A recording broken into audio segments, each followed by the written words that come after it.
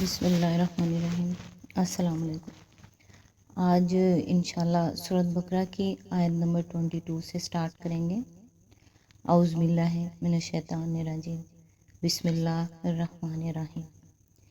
وہی تو ہے جس نے تمہارے لیے زمین کا فرش بچھایا، آسمان کی چھت بنائی، اوپر سے پانی برسایا اور اس کے ذریعے سے ہر طرح کی پیداوار نکال کر تمہارے لیے رزق کے باہم پہنچایا۔ بس جب تم یہ جانتے ہو تو دوسروں کو اللہ کا مد مقابل نہ ٹھہراؤ۔ آیت نمبر 23۔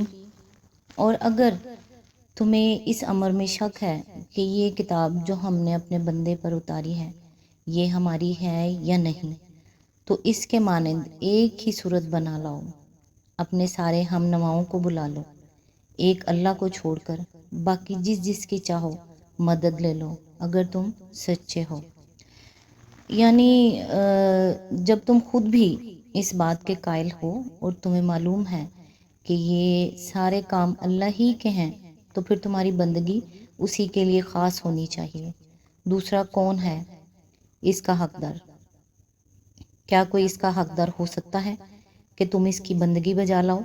دوسروں کو اللہ کا مد مقابل ٹھہرانے سے مراد یہ ہے کہ بندگی و عبادت کی مختلف اقسام میں سے کسی قسم کا رویہ خدا کے سوا دوسروں کے ساتھ برتا جائے۔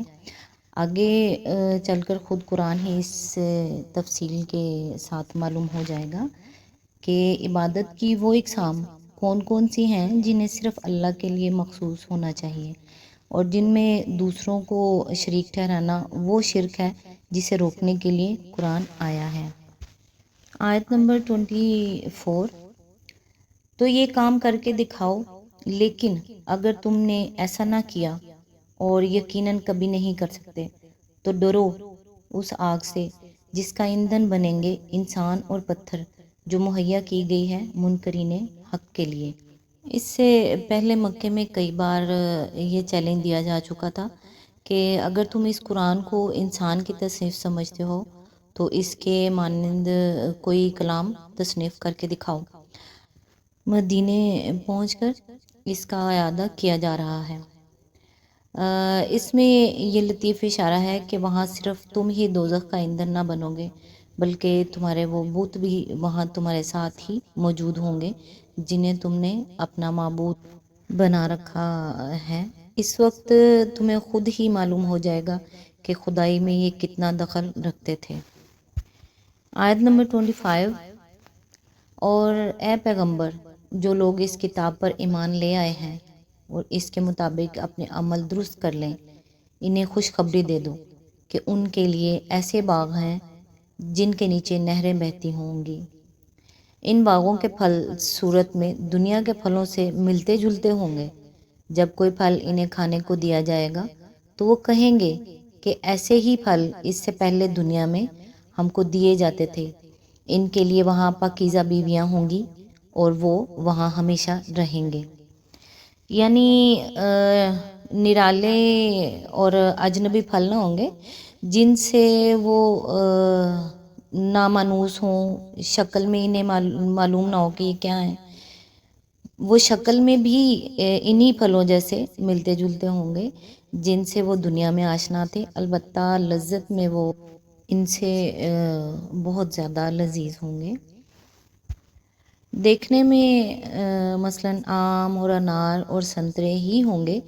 اہل جنت ہر پھل کو دیکھ کر پہچان لیں گے کہ یہ آم ہے اور یہ انار ہے اور یہ سنترا، مگر مزے میں دنیا کے آموں اور اناروں اور سنتروں کو ان سے کوئی نسبت نہ ہوگی۔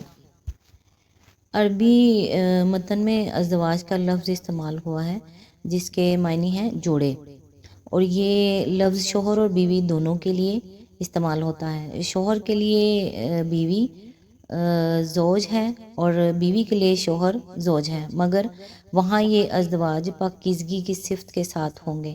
اگر دنیا میں کوئی مرد نیک ہے اور اس کی بیوی نیک نہیں ہے تو آخرت میں ان کا رشتہ کٹ جائے گا اور اس نیک مرد کو کوئی دوسری نیک بیوی دے دی جائے گی۔ اگر یہاں کوئی عورت نیک ہے اور اس کا شوہر بد، تو وہاں وہ اس برے شوہر کی صحبت سے خلاصی پا جائے گی، اور کوئی نیک مرد اس کا شریک زندگی بنا دیا جائے گا۔ اور اگر یہاں کوئی شوہر اور بیوی دونوں نیک ہیں تو وہاں ان کا یہی رشتہ ابدی ہو جائے گا۔ آیت نمبر 26۔ ہاں، اللہ اس سے ہرگز نہیں شرماتا کہ مچھر یا اس سے بھی حقیر تر کسی چیز کی تمثیلیں دے۔ جو لوگ حق بات کو قبول کرنے والے ہیں وہ انہی تمثیلوں کو دیکھ کر جان لیتے ہیں کہ یہ حق ہے جو ان کے رب ہی کی طرف سے آیا ہے، اور جو ماننے والے نہیں ہیں وہ انہیں سن کر کہنے لگتے ہیں کہ یہ ایسی تمثیلوں سے اللہ کو کیا سروکار۔ اس طرح اللہ ایک ہی بات سے بہتوں کو گمراہی میں مبتلا کر دیتا ہے اور بہتوں کو راہ راست دکھا دیتا ہے، اور گمراہی میں وہ انہی کو مبتلا کرتا ہے جو فاسق ہیں۔ یہاں ایک اعتراض کا ذکر کیے بغیر اس کا جواب دیا گیا ہے۔ قرآن میں متعدد مقامات پر مکڑی، مکھی، مچھر وغیرہ کی جو تمثیلیں دی گئی ہیں، ان پر مخالفین کو اعتراض تھا کہ یہ کیسا کلام الہی ہے جس میں ایسی حقیر چیزوں کی مثالیں ہیں۔ وہ کہتے تھے کہ اگر یہ خدا کا کلام ہوتا تو اس میں یہ فضولیات نہ ہوتی۔ یعنی جو لوگ بات کو سمجھنا نہیں چاہتے، حقیقت کی جستجو ہی نہیں رکھتے، ان کی نگاہیں تو بس ظاہری الفاظ میں اٹک کر رہ جاتی ہیں، اور وہ ان چیزوں سے الٹے نتائج نکال کر حق سے اور زیادہ دور چلے جاتے ہیں، برعکس اس کے جو خود حقیقت کے طالب ہیں اور صحیح بصیرت رکھتے ہیں، ان کو انہی باتوں میں حکمت کے جوہر نظر آتے ہیں، اور ان کا دل گواہی دیتا ہے کہ ایسی حکیمانہ باتیں اللہ ہی کی طرف سے ہو سکتی ہیں۔ فاسق نافرمان اسے کہتے ہیں جو اطاعت کی حد سے نکل جانے والا ہوتا ہے۔ آیت نمبر 27۔ اللہ کے عہد کو مضبوط باندھ لینے کے بعد جو توڑ دیتے ہیں، اللہ نے جسے جوڑنے کا حکم دیا ہے اسے کاٹتے ہیں اور زمین میں فساد برپا کرتے ہیں، حقیقت میں یہ لوگ نقصان اٹھانے والے ہیں۔ اس کی تفسیر ہے، بادشاہ اپنے ملازموں اور رعایا کے نام جو فرمان یا ہدایت جاری کرتا ہے، ان کو عربی محاورے میں عہد سے تعبیر کیا جاتا ہے، کیونکہ ان کی تعمیل رعایا پر واجب ہوتی ہے۔ یہاں عہد کا لفظ اسی معنی میں استعمال ہوا ہے۔ اللہ کے عہد سے مراد اس کا وہ مستقل فرمان ہے جس کی روح سے تمام نوع انسانی صرف اسی کی بندگی، اطاعت اور پرستش کرنے پر مامور ہے۔ مضبوط باندھ لینے کے بعد سے اشارہ اس طرف ہے کہ آدم کی تخلیق کے وقت تمام نوع انسانی سے اس فرمان کی پابندی کا اقرار لے لیا گیا تھا۔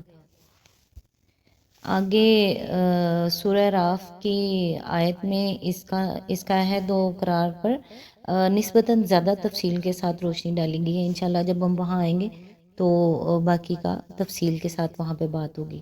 یعنی جن روابط کے قیام اور استحکام پر انسان کی اجتماعی و انفرادی فلاح کا انحصار ہے اور جنہیں درست رکھنے کا اللہ نے حکم دیا ہے، ان پر یہ لوگ تیشہ چلاتے ہیں۔ اس مختصر سے جملے میں اس قدر وسعت ہے کہ انسانی تمدن و اخلاق کی پوری دنیا پر جو دو آدمیوں کے تعلق سے لے کر عالمگیر بین الاقوامی تعلقات تک پھیلی ہوئی ہے، صرف یہی ایک جملہ حاوی ہو جاتا ہے۔ روابط کو کاٹنے سے مراد محض تعلقات انسانی کا انقطاع ہی نہیں ہے، بلکہ تعلقات کی صحیح اور جائز صورتوں کے سوا جو صورتیں بھی اختیار کی جائیں گی وہ سب اسی ذیل میں آ جائیں گی، کیونکہ ناجائز اور غلط روابط کا انجام وہی ہے جو قطع روابط کا ہے، یعنی بین الانسانی معاملات کی خرابی اور نظام و اخلاق میں تمدن کی بردباری۔ ان تین جملوں میں فسق اور فاسق کی مکمل تعریف بیان کر دی گئی ہے۔ خدا اور بندے کے تعلق اور انسان کے تعلق کو کاٹنے یا بگاڑنے کا لازمی نتیجہ فساد ہے، اور جو اس فساد کو برپا کرتا ہے وہی فاسق ہے۔ آج تک کے لیے بس اتنا ہی۔ نیکسٹ انشاءاللہ سورۃ بقرہ کی آیت نمبر 28 سے سٹارٹ کریں گے، اور میری آپ لوگوں سے گزارش ہے کہ اسے پڑھیں اور اسے سمجھیں۔ میں بول رہی ہوں، آپ سن رہے ہیں، سننے اور سمجھنے کی کوشش کریں کہ یہ ہے کیا۔ یہ میں نہیں کہہ رہی، یہ اللہ کی طرف سے ہے، یہ اللہ کا حکم ہے، یہ وہ احکام ہیں جن سے ہم نے منہ پھیرا ہوا ہے۔ ہم نظریں پھیر کے، نظریں چرا کے اس سے اپنے اپنے کاموں میں، دنیا داری کے کاموں میں لگے ہوئے ہیں۔ ہمیں اس سائڈ پہ دھیان ہی نہیں ہے، پتہ ہی نہیں ہے۔ حقیقت یہ ہے، خدا را اپنی زندگی کو قرآن کے مطابق ڈھالنے کی کوشش کریں، اس میں میرا کوئی فائدہ نہیں ہے۔ اللہ تعالیٰ آپ کو اس کی توفیق دے اور مجھے اجازت دیں۔ نیکسٹ انشاءاللہ دوبارہ رہی زندگی تو ضرور بات ہوگی۔ تب تک کے لیے اللہ حافظ۔